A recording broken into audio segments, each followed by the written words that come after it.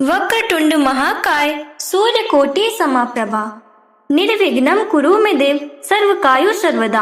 मेरे प्यारे भक्तगणों, माताओं और बहनों, बुधवार का यह पावन दिन विघ्नहर्ता गणेश को समर्पित है और आज की यह दिव्य कथा अपने भीतर ऐसी शक्ति समेटे हुए है जिसे श्रद्धा से सुनने मात्र से जीवन के अनेक संकट दूर होने लगते हैं। कहते हैं जब हर ओर अंधकार दिखाई दे, जब सभी रास्ते बंद हो जाएं, तब गणपति बप्पा अपने भक्त का हाथ थामकर उसे नई दिशा देते हैं। आज की कथा राजा इंद्रजीत और रानी इंदुमती के जीवन की एक ऐसी अद्भुत घटना है जो यह बताती है कि सच्चे मन से की गई प्रार्थना कभी व्यर्थ नहीं जाती। जब उनके जीवन में कठिनाइयों का समय आया, तब बप्पा की कृपा ने उनके भाग्य की धारा ही बदल दी। तो आइए पूरे श्रद्धा भाव के साथ गणपति बप्पा मोरया का स्मरण करें और इस मंगलकारी कथा का रसपान करें, क्योंकि संभव है कि आज की यह कथा आपके जीवन में भी सुख शांति और समृद्धि का नया द्वार खोल दे। मेरे प्यारे दर्शकों, बहुत समय पहले की बात है। एक विशाल और समृद्ध राज्य था जिसका नाम था कनकपुर। वहाँ के राजा थे इंद्रजीत। राजा इंद्रजीत बड़े ही प्रतापी और न्यायप्रिय शासक थे। उनकी रानी का नाम था इंदुमती, जो स्वभाव से अत्यंत कोमल और धार्मिक विचारों वाली महिला थी। राजा और रानी के जीवन में सुख सुविधाओं की कोई कमी नहीं थी। खजाने सोने चांदी से भरे थे और प्रजा भी खुशहाल थी। लेकिन कहते हैं ना भक्तों कि समय का पहिया कब घूम जाए कोई नहीं जानता। राजा इंद्रजीत को अपनी शक्ति और धन पर धीरे धीरे अहंकार होने लगा था। वह मानने लगे थे कि यह सब उनकी खुद की मेहनत और पराक्रम का फल है। रानी इंदुमती उन्हें बार बार समझाती थी, महाराज, यह सब ईश्वर की माया है, हमें उनका शुक्रगुजार होना चाहिए। पर राजा उनकी बातों को अनसुना कर देते थे। एक दिन की बात है, राज्य पर अचानक विपत्तियों का पहाड़ टूट पड़ा। पड़ोसी राज्य ने बिना किसी चेतावनी के हमला कर दिया। राजा इंद्रजीत की सेना, जो कभी अजेय मानी जाती थी, ताश के पत्तों की तरह ढहने लगी। देखते ही देखते शत्रु सेना महल के द्वार तक पहुंच गई। राजा इंद्रजीत को अपनी जान बचाकर रानी इंदुमती के साथ जंगल की ओर भागना पड़ा। जिस राजा के पीछे हजारों सैनिक चलते थे, आज वह अपनी रानी का हाथ थामे घने जंगल में भटक रहे थे। रात का समय था, चारों तरफ अंधेरा और जंगली जानवरों की डरावनी आवाजें आ रही थी। रानी इंदुमती के पैरों में छाले पड़ गए थे। वह थक कर एक पेड़ के नीचे बैठ गईं और सिसक सिसक कर रोने लगी। उन्होंने रोते हुए कहा, महाराज, हमसे क्या अपराध हुआ है जो आज हमें यह दिन देखना पड़ रहा है। ना सिर पर छत है और ना पेट में अन्न का दाना। राजा इंद्रजीत चुप थे। उनका अहंकार चूर चूर हो चुका था। वह भी अपनी बेबसी पर आंसू बहा रहे थे। तभी रानी की नजर पास ही झाड़ियों में पीछे एक पुराने और खंडहर हो चुके मंदिर पर पड़ी। वह मंदिर भगवान गणेश का था। रानी ने राजा का हाथ पकड़ा और बोली, महाराज, चलिए उस मंदिर में शरण लेते हैं। आज बुधवार का दिन है, शायद विघ्नहर्ता हमारी पुकार सुन ले। राजा बेमन से रानी के साथ मंदिर के भीतर चले गए। मंदिर बहुत छोटा था, धूल और मकड़ी के जालों से भरा हुआ था। वहाँ भगवान गणेश की एक छोटी सी प्रतिमा थी, जो वर्षों से पूजा न होने के कारण धुंधली पड़ गई थी। रानी इंदुमती ने अपने आंचल से प्रतिमा को साफ किया। उनके पास चढ़ाने के लिए ना फूल थे ना बोंदक।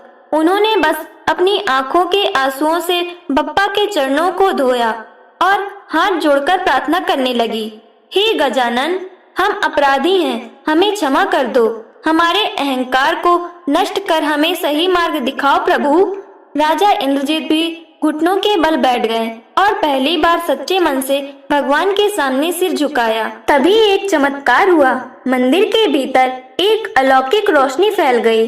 उस अंधेरी रात में भी मंदिर के भीतर ऐसा उजाला हुआ जैसे सैकड़ों दीपक एक साथ जल उठे हों। राजा और रानी ने देखा कि प्रतिमा के पास जमीन से अचानक पानी का एक छोटा सा सोता फूट पड़ा है। प्यास से व्याकुल राजा ने जैसे ही उस जल को पिया, उनकी सारी थकान मिट गई और उनके भीतर एक नई शक्ति का संचार होने लगा। लेकिन संकट अभी टला नहीं था, क्योंकि शत्रु सैनिक जंगल में उन्हें ढूंढते हुए मंदिर के करीब पहुंच चुके थे। मेरे प्यारे भक्तों, माताओं और बहनों, भगवान गणेश की महिमा अपरंपार है। जब भक्त सच्चे मन से पुकारता है तो पत्थर की मूरत भी बोल उठती है। राजा इंद्रजीत और रानी इंदुमती उस छोटे से मंदिर में छिपे हुए थे और बाहर काल मंडरा रहा था। शत्रु सैनिकों के घोड़े की तापे मंदिर के बिल्कुल करीब सुनाई देने लगी थी। राजा इंद्रजीत ने अपनी टूटी हुई तलवार थाम ली और रानी इंदुमती के आगे ढाल बनकर खड़े हो गए। रानी सिसक सिसक कर रो रही थी और मन ही मन ओम गम गणपताय नमः का जाप कर रही थी। बाहर से सैनिकों के चिल्लाने की आवाजें आ रही थी। वह यहीं कहीं छिपा होगा, ढूंढ निकालो उस भगोड़े राजा को। राजा इंद्रजीत ने धीरे से कहा, देवी, लगता है आज हमारा अंतिम समय आ गया है।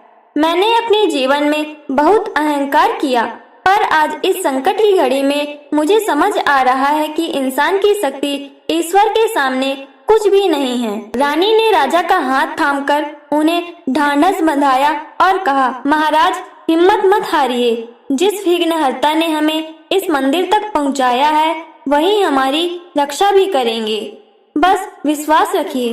तभी एक अद्भुत चमत्कार हुआ, जिसे देख राजा और रानी की आंखें फटी की फटी रह गई। मंदिर के द्वार पर अचानक कहीं से अनगिनत मकड़ियों का झुंड आ गया। देखते ही देखते उन मकड़ियों ने मंदिर के प्रवेश द्वार पर इतना घना और मजबूत जाला बुन दिया कि अंदर का कुछ भी दिखाई देना बंद हो गया। ऐसा लग रहा था जैसे यह मंदिर सदियों से बंद पड़ा हो और यहाँ कोई इंसान तो क्या, परिंदा भी न फटका हो। सैनिक मंदिर के द्वार तक पहुँच गए। सेनापति ने अपनी मशाल आगे बढ़ाई और मंदिर की ओर देखा। उसने देखा कि द्वार पर तो बहुत पुराने और घने जाले लगे हुए हैं। उसने अपने सैनिकों से कहा, अरे मूर्खों, यहाँ मत ढूंढो।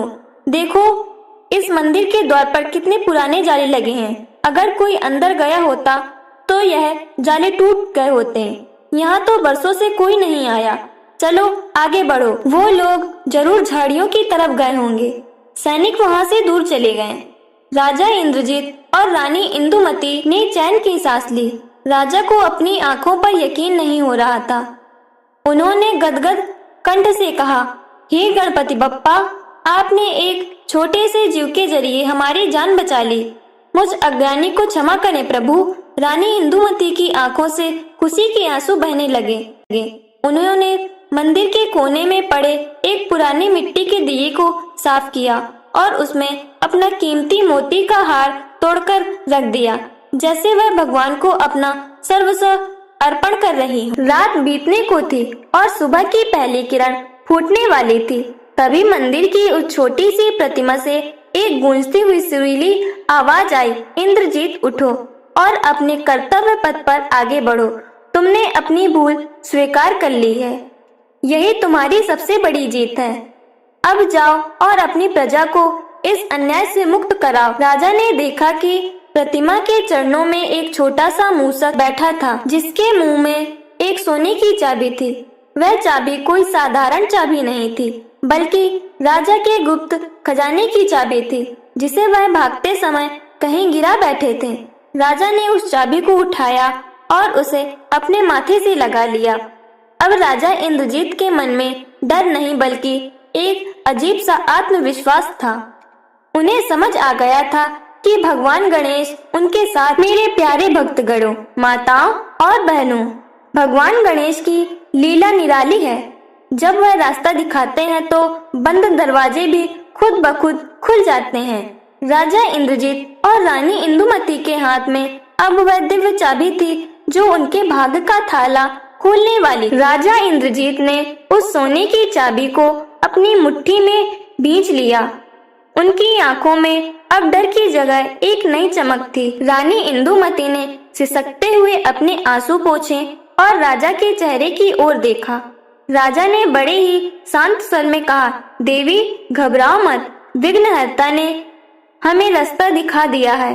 यह चाबी केवल खजाने की नहीं बल्कि हमारे खोए हुए गौरव और प्रजा की रक्षा की कुंजी है। हमें तुरंत नगर की सीमा पर स्थित उस गुफा की ओर बढ़ना होगा जिसका रास्ता केवल मुझे पता है। रानी इंदुमती ने अपनी साड़ी का पल्लू कमर में बांधा और बोली, महाराज, मैं आपके साथ हूँ। जब तक बप्पा का हाथ हमारे सिर पर है, शत्रु हमारा बाल भी बांका नहीं कर पाएगा।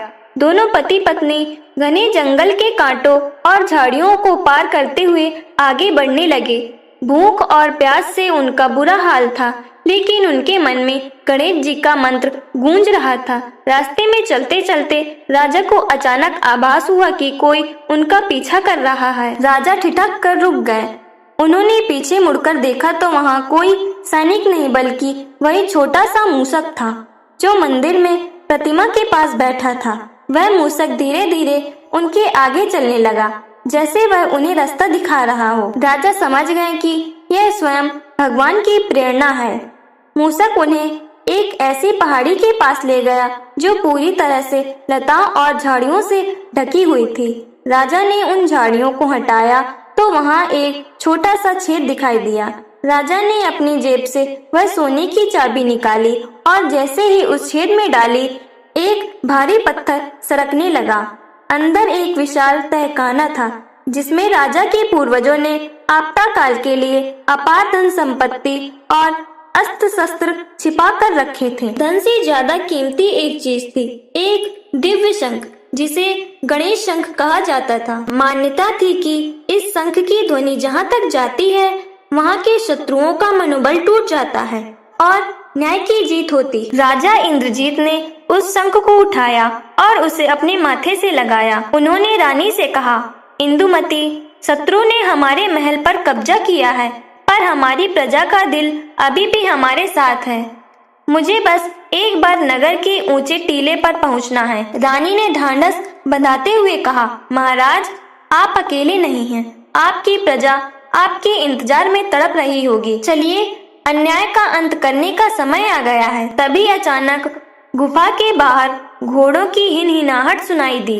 शत्रु के कुछ सैनिक जो भटकते हुए वहां तक आ पहुंचे थे। उन्होंने गुफा का खुला द्वार देख लिया था। एक सैनिक चिल्लाया, पकड़ो, राजा यहीं छिपा है। राजा इंद्रजीत ने अपनी तलवार निकाली और साहस के साथ बोले, आज रणचंडी नाचेगी और गजानन नए करेंगे। जैसे ही सैनिक गुफा के भीतर घुसने की कोशिश करने लगे, राजा ने वह दिव्य शंख अपने होठों से लगाया और पूरी शक्ति से फूंका। शंख की वह ध्वनि इतनी प्रचंड थी कि पूरी गुफा थरथराने लगी।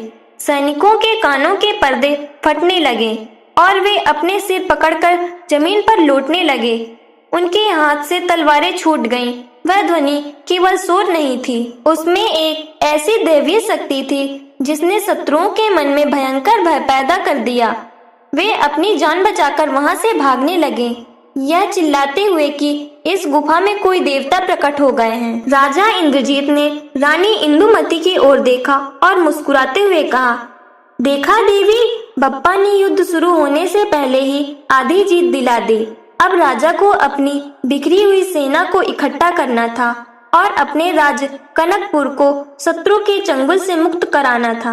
मेरे प्यारे भक्तों, माताओं और बहनों, भगवान गणेश की लीला का कोई पार नहीं है। जब वे अपनी कृपा बरसाते हैं तो रंग भी राजा बन जाता है और बिखरा हुआ साम्राज्य फिर से खड़ा हो जाता है। राजा इंद्रजीत ने जैसे ही वह दिव्य गणेश शंख फूंका, उसकी गूंज पूरे कनकपुर राज्य में फैल गई।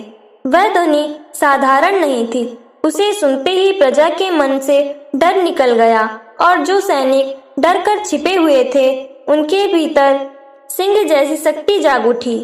राजा अपनी पत्नी इंदुमती के साथ गुफा से बाहर निकले।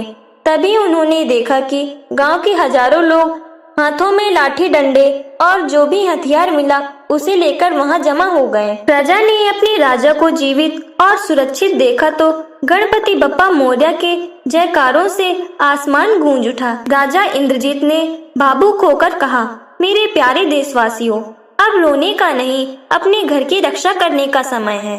विघ्नहर्ता हमारे साथ हैं। राजा ने अपनी छोटी सी सेना और निडर प्रजा के साथ महल की ओर कूच किया। शत्रु राजा जो महल के भीतर ऐसो आराम कर रहा था, इस अचानक हुए हमले से घबरा गया। शत्रु के सैनिकों ने देखा कि उनके हथियार काम नहीं कर रहे हैं और राजा इंद्रजीत की सेना के चारों ओर एक सुनहरी आभा चमक रही है। जैसे ही राजा ने महल के मुख्य द्वार पर कदम रखा, स्वयं एक विशाल हाथी वहां कहीं से आ गया और उसने एक ही झटके में भारी भरकम दरवाजे को तोड़ दिया। यह देखकर शत्रु राजा थर थर कांपने लगा और उसने बिना युद्ध किए ही घुटने टेक दिए। राजा इंद्रजीत ने उसे बंदी बना लिया और अपना राज्य वापस ले लिया।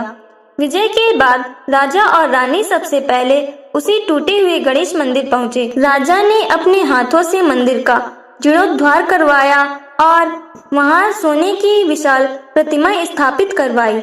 रानी इंदुमती ने सिसकते हुए बप्पा के चरणों में सिर रखा और कहा, प्रभु आपने हमें मिट्टी से उठाकर फिर से सिंहासन पर बिठा दिया। राजा ने घोषणा की कि अब से कनकपुर के हर घर में बुधवार को गणेश जी का विशेष पूजन होगा और कोई भी गरीब भूखा नहीं सोएगा। उस दिन के बाद से राजा इंद्रजीत का अहंकार पूरी तरह मिट गया। वे एक विनम्र और धर्मपरायण राजा बन गए। जो भी भक्त बुधवार के दिन इस कथा का श्रवण करता है, भगवान गणेश उसके जीवन के बड़े से बड़े विघ्न को वैसे ही हर लेते हैं जैसे उन्होंने राजा इंद्रजीत की रक्षा की थी। उनके घर में सुख शांति और लक्ष्मी का वास हमेशा बना रहता है।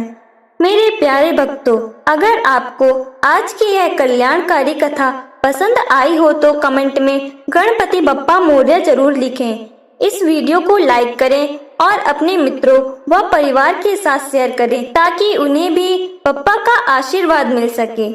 ऐसी ही और भी भक्तिमय कथाएं सुनने के लिए हमारे चैनल को सब्सक्राइब करना ना भूलें और बेल आइकन जरूर दबाएं। भगवान गणेश आप सबकी मनोकामनाएं पूर्ण करें। तो बड़े भक्ति भाव के साथ बोलिए, गणपति बप्पा मोरया, मंगल मूर्ति मोरया।